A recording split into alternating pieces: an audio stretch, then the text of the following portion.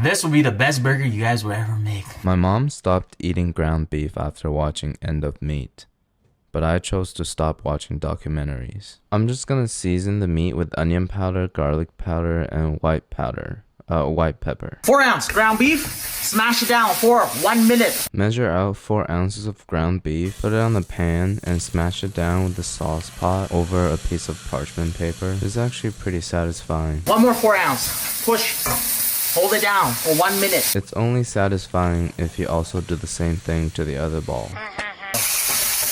Flip. Woo. Flip. Woo. Flip. Woo. Flip. Flip. Yeah! Cheese on top. Woo. Patty on top. Cheese on top. Cheese on both patties. Woo. And patty on top of patty. Got your brioche bun? Let that grill. Toast the burger buns. Bottom bun gets mayonnaise. Bottom bun gets some egg yolk sauce. Ketchup. Ketchup. Lettuce. Butter it up with some lettuce. Onions. Tomatoes. Alright, I don't think we need instructions anymore, so we'll go with tomatoes, patties, a couple pickles, and the top bun gets some ketchup and mayo as well. Beautiful smash burger at your door. When you bite into my burgers, I mean it super first. That was an impressive bite, although I lost a little bit of appetite for some reason.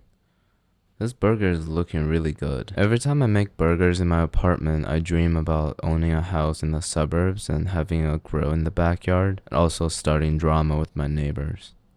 Alright, time to taste. Ah, fuck. All of a sudden, I'm reminded of the importance of salt. Everything is good here except nothing has flavor. I totally forgot to add salt and pepper to the patty. Didn't expect taking an L on this one. Might have to dip it in ranch to keep it down. Alright, thank you. This is a skirt steak. This is a skirt steak. We're gonna cut into sections that we can work with. Cut into sections so we can work with. We're gonna score the surface so it absorbs the flavor better. Chimichurri. Get a little bit of parsley. I don't have anything fresh at home, but you can always rely on the next video on your For You page. Homemade teriyaki sauce. Slice up some garlic. Mincing some garlic. Slices of ginger and then chop together till it looks like that. And then mince some ginger till everything looks like that. Some oil in with your ginger garlic. Fry for about 2 minutes. And then add some oil and we'll toast it till fragrant. In the meantime, add equal parts sake, mirin, and soy. An eyeballable amount of sake, mirin, and the never-ending tare from the ramen video. Simmer for about 5 minutes. Simmer for 5 minutes. Cornstarch slurry. We'll thicken it up with 1 tablespoon each of starch and water, and then top it off with some sesame seeds. And dunkalunk. Before we do the dunkalunk, we're gonna sear the skirt steak real quick. The sauce is already really salty, so I'm not gonna season it. Alright, now it's time to dunkalunk it all over. You wanna take it out quickly so the meat doesn't release its juice inside. This is actually looking pretty legit. Although the difficulties I'm experiencing cutting through it is giving me bad vibes. Now we're gonna dunkalunk it one more time and then taste it.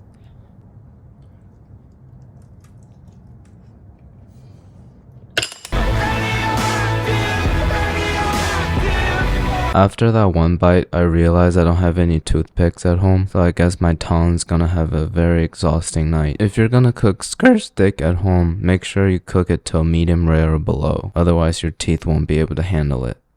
Alright, thank you.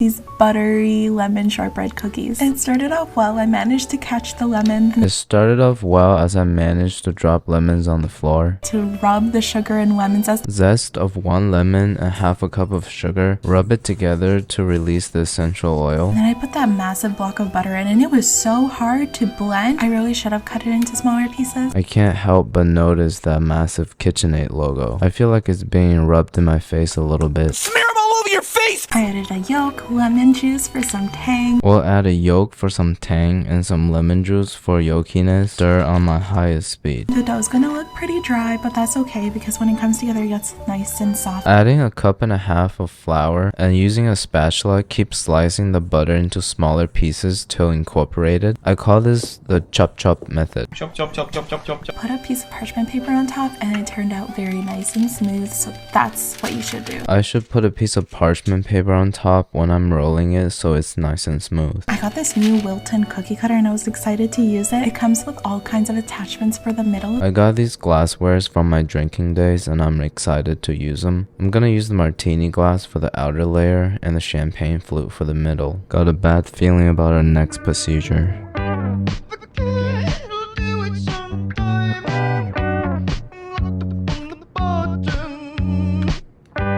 Alright, I put the broken dough together and re-rolled it, and this time is a lot thicker. If this doesn't fix it, I'm gonna give up. Nice job, team. 320 Fahrenheit for 15 minutes, which can save you 15% if you switch to. And this is the consistency you want. Now mix half a cup of powdered sugar with 2 to 3 tablespoons of lemon juice and keep mixing till you get the consistency of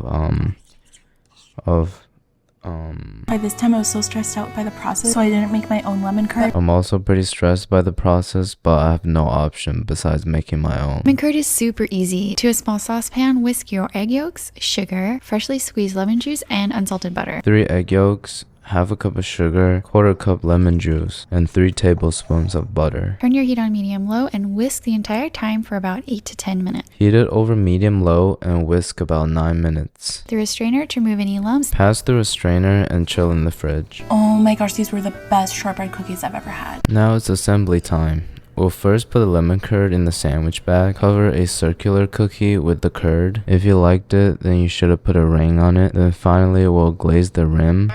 I wonder what you guys think of this one.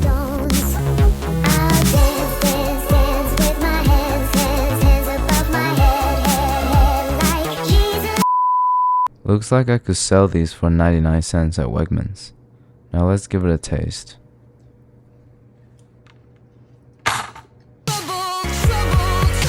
These cookies are very fragile, which makes it really messy to eat. The flavors aren't that good either. It's just sweet and sour. There's no depth to it. Also, when I dropped it, the glaze got on my pants. I gotta do laundry ASAP. Otherwise, I won't be able to explain to my roommate what happened here. Alright, thank you.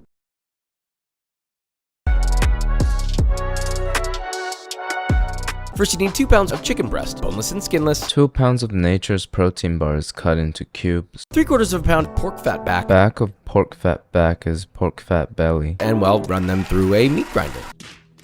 But I don't have a meat grinder. By the way, KitchenAid makes an attachment for meat grinding. But I don't have a KitchenAid. Chicken farce. Yes, farce. That's what it's called. F-A-R-C-E. Which is an abbreviation for my extraordinary ability to find any radioactive chicken edible. 22 grams of kosher salt. 2 tablespoons of salt. 4 grams of MSG. Half a tablespoon of MSG. Half a gram of sage powder. 1 gram of paprika. 2 grams of celery powder. Couple dashes of dried oregano. Half a gram of onion powder. 2 grams of white pepper. You want to get this nice and emulsified. I think the machine's trying to escape. Divide the meat into 10 4-ounce balls. Divide it into even patties. And for the last one, we're gonna make a big one with the cheese stuffed in the middle. Like one of those viral Bayashi videos. And freeze for at least 30 minutes. Freeze for 3 minutes. Let's get your toppings, which are real simple. First off, shredders. First off, we're gonna shred some crispy water to celebrate the return of Casually Explained. Along with 1 tablespoon or 3 grams of thinly sliced chives, 1 tablespoon or 3 grams of finely chopped dill, and the zest of 1 lemon. And the zest of 1 lemon. Fill a large Dutch oven halfway with vegetable oil and heat to 350 Fahrenheit. Heat the filtered vegetable oil to 350 Fahrenheit. And just get a patty, toss it in the flour, shake off the excess. Now we take the frozen patty and dip it in flour. Dip it in the egg, coat all edges. Dip in the egg, coat all edges. And finally, coat completely in your panko breadcrumbs. And finally, complete it with my panko breadcrumbs. Till the bubbling subsides and you're left with a glistening disc of golden brown, undeniably crispity crunch chicken heaven. Fry until the crispy crunch has gone to the chicken heaven. For your mayo, we got a different technique here. Add 2 egg yolks, 2 cloves of garlic, 11 grams of grated pecorino, 1 tablespoon or 14 grams of lemon juice. Move it around as needed, get everything emulsified. For the mayo, we have a different technique here. Intensely squeeze the mayo out of the bottle. Gently lay down your crunchy boy. Crunchily lay down my gentle boy. Followed by your fragrant shredders. Followed by my shredded crispy water. And finally, your beautifully sauced top bun. Now finally, my beautifully sauced top bun. Something about this sandwich just calls to me. It beckons to me in the night. Its beauty, its grace, its simplicity. Something about this sandwich makes me feel like it's gonna keep me out of bed and in the bathroom tonight. Taking a look up the cross section, it's giving heavy industrial vibes. Alright, now let's give it a taste. I think I've had enough. The patty is so salty that it's hurting my tongue a little bit. I think I forgot that I substituted pork fat back with bacon and used the same amount of salt as the original recipe. I can't believe I'm saying this, but I really should have left out the MSG. Been doing nothing else but taking L's this week. Alright, thank you. Hey, what's up guys? Today we are making shakshuka. If you post this on Instagram on a Saturday morning, it erases all the stupidity you've committed the night before. Finally dice the onion. Finally dice an onion. Most recipes and Instagram accounts reach for the cast iron skillet, but there is a problem. The problem is I don't have any. We're gonna sweat the onions, meaning saute over moderate heat for about 3 minutes. We're gonna sweat on the onions for about 3 minutes. Then we're gonna add 2 or 3 cloves of garlic in the form factor of our choice. Then we're gonna add some garlic in my favorite form, white powder. Yeah! I'm going for a sort of North African Middle Eastern vibe, so in goes a teaspoon of Ras El Hanout, half a teaspoon of Aleppo, and half a teaspoon of whole cumin seed. I'm going with my usual vibes, so some ground cinnamon, a little bit of paprika, and a couple grams of masala. Everybody's so creative. About another 30 seconds or until very fragrant before adding a 28-ounce can of fire-roasted crushed tomatoes. I found these mysterious tiny sausages in the back of my fridge, and then we'll add a whole can of tomatoes, which will then be crushed by the Ligma fork. We'll bring that to a simmer, adding maybe a quarter teaspoon of cayenne pepper, maybe a quarter teaspoon of truffle powder, a generous tablespoon or so of smoked paprika, a generous tablespoon or so of white pepper, and maybe a teaspoon and a half of harissa paste. Maybe a teaspoon and a half of dried oregano. I also like to add about a half a cup of roasted red peppers. This brings a nice sweetness to the party. I'll also add a tablespoon of gochujang because I'm never invited to parties. And let it bubble away for about 20 minutes so all the flavors get to know each other. Let it bubble away so all the flavors can start developing judgmental assumptions about each other. We can make little wells in which to crack our eggs. My roommate woke up on time, so I'll do 6. Making sure my lid is squeaky clean, covering and letting gently simmer without peeking for 5 minutes. Put a lid on and cook for 5 minutes. After 5, just look to see if your whites have set and give the eggs a little poke. Now let's check on the eggs. I don't think we need to poke them to know they're not done. We'll put a lid back on for another 5 minutes. You want the yolks to be totally runny. After 5 minutes, the yolk is totally hard. I don't understand how I always manage to get it so hard even though I'm unable to do that with my Crumbled feta cheese. Gonna use some yogurt because it's about to expire. A little parsley or cilantro garnish. Garnish with some cilantro that's starting to get slimy. And then something decidedly uncommon, but something I like to do, is give it a drizzle of honey. Decidedly uncommon, but I'm just gonna eat this with burger buns. And it's officially Instagram o'clock. 369 girls wanna drink wine. Tell the man not to waste your. We are serving immediately with some toasted pita, or if you can't find pita, just some crusty bread. As mentioned before, we're having it with some crusty burger buns, but the first bite's gotta be raw. Now let's give it a taste. I think I've had enough. So here we have it. A full week of taking L's. I even ran out of songs to put at the end to describe how bad the food tastes. Tomorrow's Sunday, so a new, longer YouTube video will be up. Stay tuned. Alright, thank you.